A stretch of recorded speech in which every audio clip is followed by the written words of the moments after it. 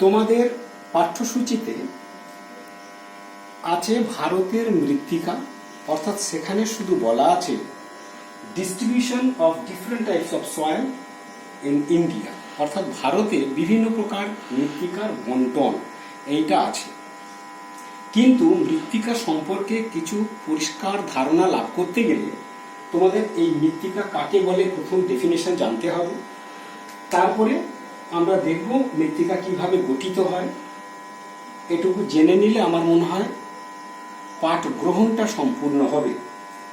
এখানে দেখো লেখা আছে হোয়াট ইজ সয়েল, মৃত্তিকা কি। হোয়াট ইজ সয়েল, মৃত্তিকা কি।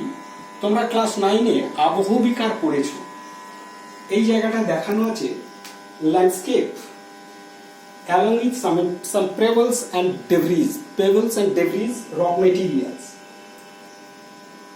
এই রক মেটেরিয়ালস গুলো কি হয়, by some natural agents like temperature, rainfall, wind, etc. and water flows, এগুলো disintegrated এবং decomposed হয়। অর্থাৎ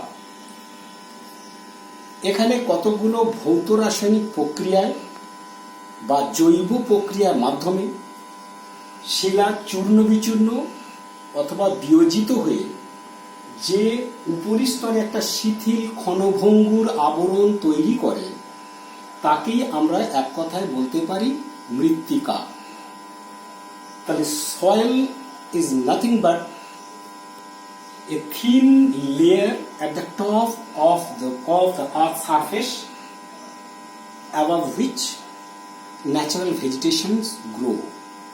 যে জায়গায় স্বাভাবিক উদ্ভিদ জন্মায় সেই স্তরটিকে, ক্ষণভঙ্গুর স্তরটিকে বলবো মৃত্তিকা।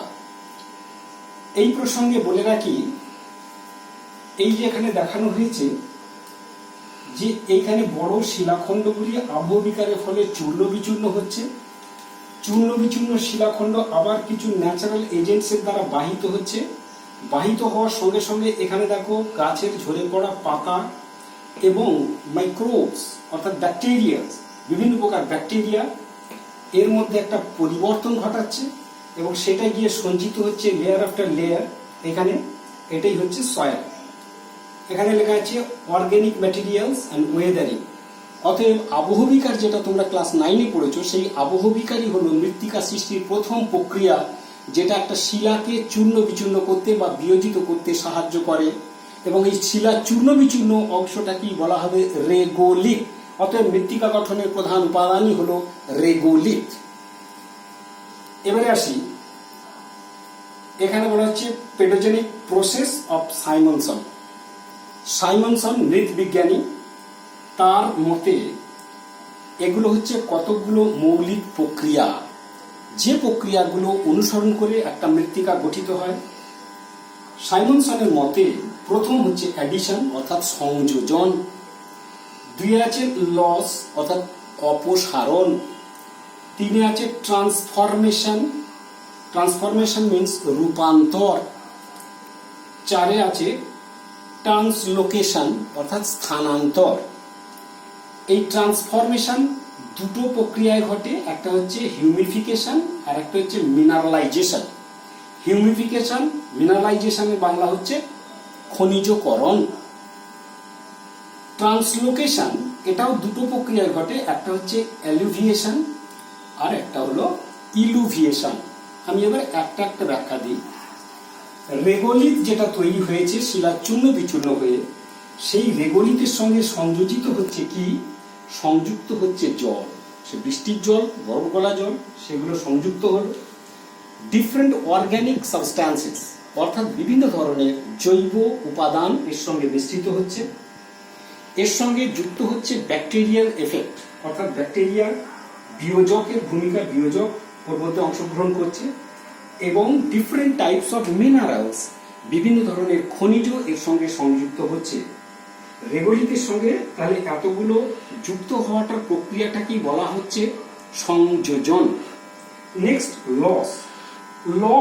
এই লসটা কি না, ওখান থেকেই দেখো ডিউ টু হাই টেম্পারেচার, অতিরিক্ত উষ্ণতার জন্য রেগোলিথে মিশ্রিত জল পুনরায় বাষ্পীভূত হয়ে যায়। তাহলে এটাও কিন্তু মৃত্তিকার দেহ থেকে জল বাষ্পীভূত হয়ে গেল।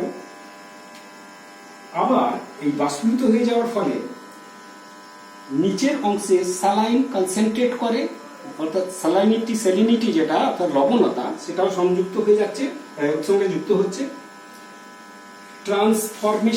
ট্রান্সফরমেশনটা হচ্ছে হিউমিফিকেশন। সেটা কি? এই জৈব অজৈব পদার্থ সংযোজিত যে রেগোলিথটা, সেই রেগোলিথের মধ্যে ব্যাকটেরিয়াল এফেক্টের ফলে অর্থাৎ জীবাণুর দ্বারা এখানে হিউমাস গঠন করে, হিউমাস গঠন প্রক্রিয়া সংঘটিত হয়। এই যে অর্ধবিয়োজিত কালো রঙের একটি মৃত্তিকা গঠনকারী উপাদান এর ফলে তৈরি হলো তাকেই বলে হিউমাস। আর হিউমাস গঠনকারী প্রক্রিয়াটাকেই বলা হবে humification. Humus actually is not a soil, but it is an important soil forming element. এখানে আমরা যেটা হিউমিফিকেশন বা হিউমাস বলছি, সেই হিউমাসটা হলো মৃত্তিকা নয়, মৃত্তিকা গঠনকারী একটা প্রধান উপাদান।